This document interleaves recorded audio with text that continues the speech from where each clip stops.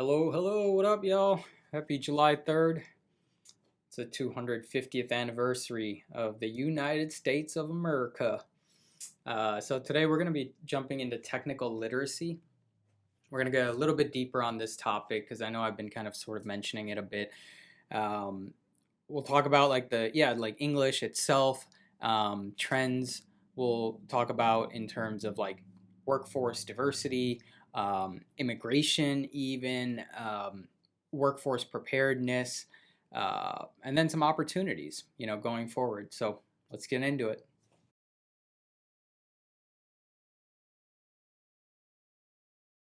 All right. So first topic is we're at 250 years of American English. Now, that includes slang, regional English. I was born in Pakistan, तो मैं तो उर्दू बोलता हूँ मगर मुझे भी English आती है. And I have no accent, right? How did I get to that? Essentially, like what we have going on is an international sort of brain drain, right? Heading towards opportunity. Well, of course, America, land of opportunity, right? Where we have freedom of speech, and particularly technical literacy. So, technical English literacy. Now, what do I mean by that? I mean, like,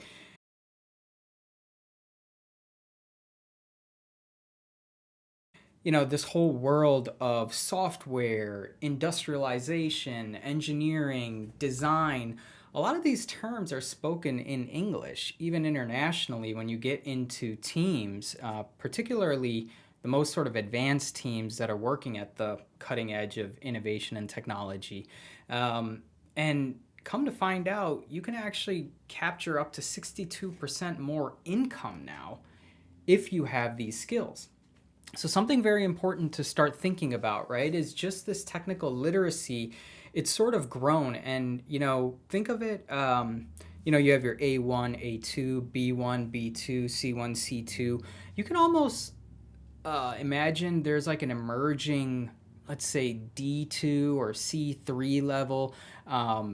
That's come about, and this language is required to work with your agentic workflows, AI, really anyone that's working in this whole world. So what does technical literacy help us with? Well, for sure, we talked about income, but when you get into teams like Apple, Tesla, Google, these are some of the most diverse teams. I mean, at Apple, you know, if you work there, let's say a year, it's almost equivalent to like a handful of years because you're amongst so many diverse people and you're working on these grand challenges, right? That forces everyone to collaborate and apply their differences and energy towards a healthy cause. And so that's where it's worked, and it turns into just really productive collaborative teams. Even in Silicon Valley, you'll see this collaboration, collaboration, collaboration. How does it happen? Well, it's because people are not living in a closed mindset, they're in an abundant mindset, so they know that there's so many ideas to share and grow from. And this eventually kind of transforms the markets globally, so it's really powerful when it's done correctly. Now,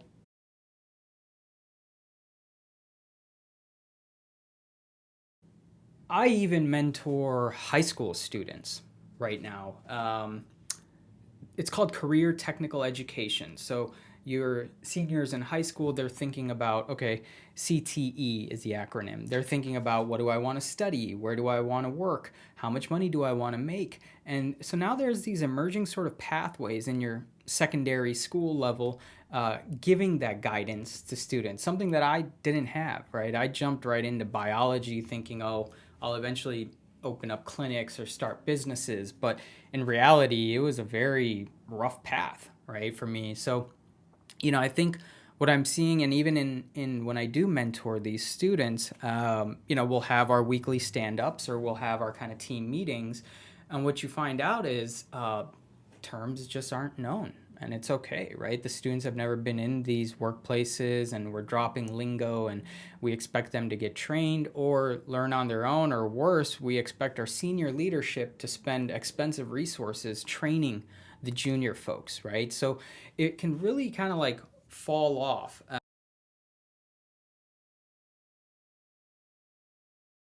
Um, Now, one example I want to really give is I've been lucky enough to spend some time in Modena, Italy for the past 5 years. I've been going for about a month, a little over a month every year, and it's transformed quite a bit. At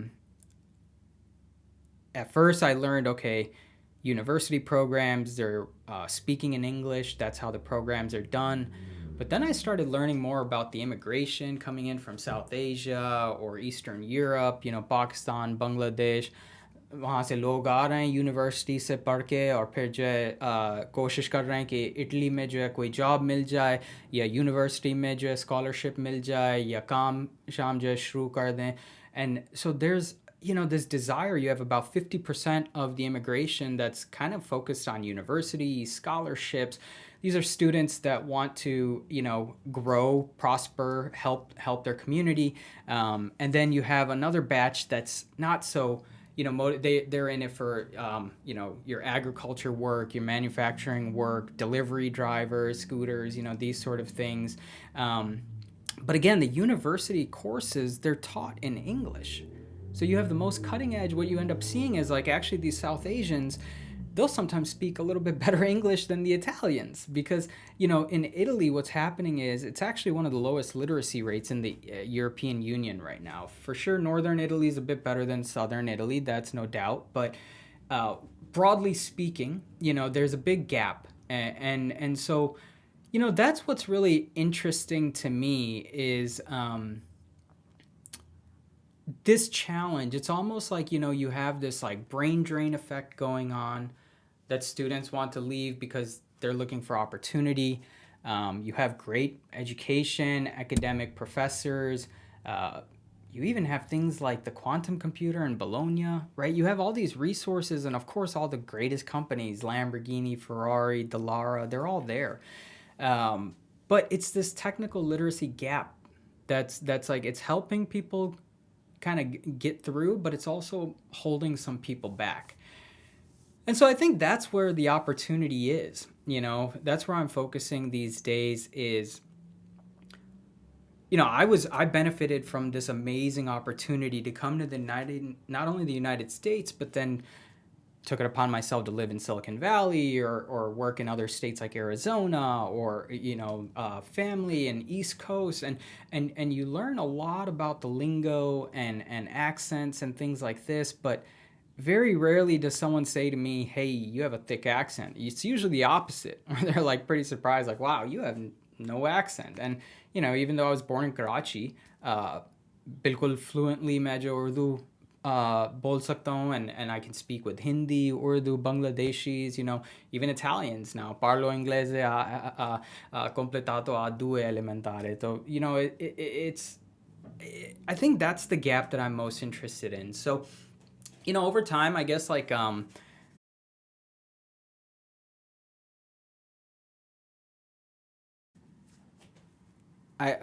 got to mention, I just saw this video from the CPO at Vercel, Tom Ochino, and he was talking about how not only is AI kind of like table stakes to work with, but Vercel has seen their finance departments transform, marketing departments transform. I mean, when you do it right, the whole corporation will transform, and it takes time, but you got to start somewhere. And so that's today's topic. Technical literacy at the global level, what's going on. I believe there's a higher level of technical English literacy that's required for the future of the workforce. And let me know your thoughts. Leave some comments. I'm just getting used to this stuff. I don't have many subscribers or videos. I'm slowly posting. This is only my third video. But I am getting a bit more comfortable and enjoying it. So if you're here in the States, happy 4th. Have an amazing time.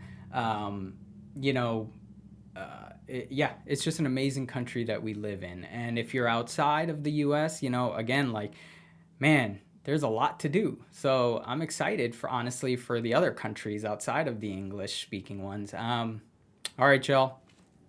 Ciao. Arrivederci.